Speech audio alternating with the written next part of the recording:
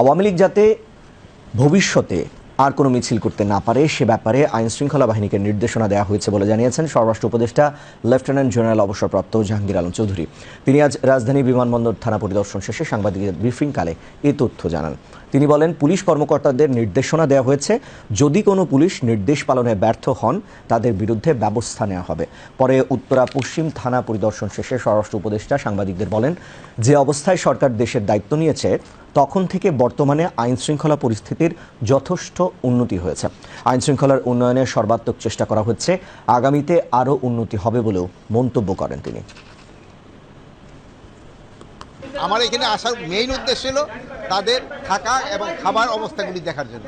এখানে আপনারা জানেন এখানে থাকার অবস্থাগুলি খুবই খারাপ, এদের থাকার অবস্থাগুলি খুবই খারাপ। এটা কীভাবে আরও উন্নতি করা যায়, এটা আমাদের চিফ অ্যাডভাইজার মহোদয় আমাদের এই ইনস্ট্রাকশন দিতে, এদের কীভাবে উন্নতি করা যায় এই জন্য আমরা প্রত্যেকটা ভিজিট করে দেখতেছি। আমরা যে অবস্থায় আইন শৃঙ্খলা পরিস্থিতি পেয়েছি ওর থেকে তো উন্নতি হয়েছে না, আস্তে আস্তে তো উন্নতি হচ্ছে। আপনাদের সময় দেন, এটা আরও উন্নতি হবে। আমরা চেষ্টা করে যাচ্ছি, আপনারাও চেষ্টা করে যাচ্ছেন, এই আরও উন্নতি হবে। পরে উত্তরা পশ্চিম থানা পরিদর্শন শেষে স্বরাষ্ট্র উপদেষ্টা সাংবাদিকদের বলেন, যে অবস্থায় সরকার দেশের দায়িত্ব নিয়েছে তখন থেকে বর্তমানে আইন শৃঙ্খলা পরিস্থিতির যথেষ্ট উন্নতি হয়েছে। আইন শৃঙ্খলার উন্নয়নে সর্বাত্মক চেষ্টা করা হচ্ছে বলে আগামীতে আরও উন্নতি হবে বলে মন্তব্য করেন তিনি।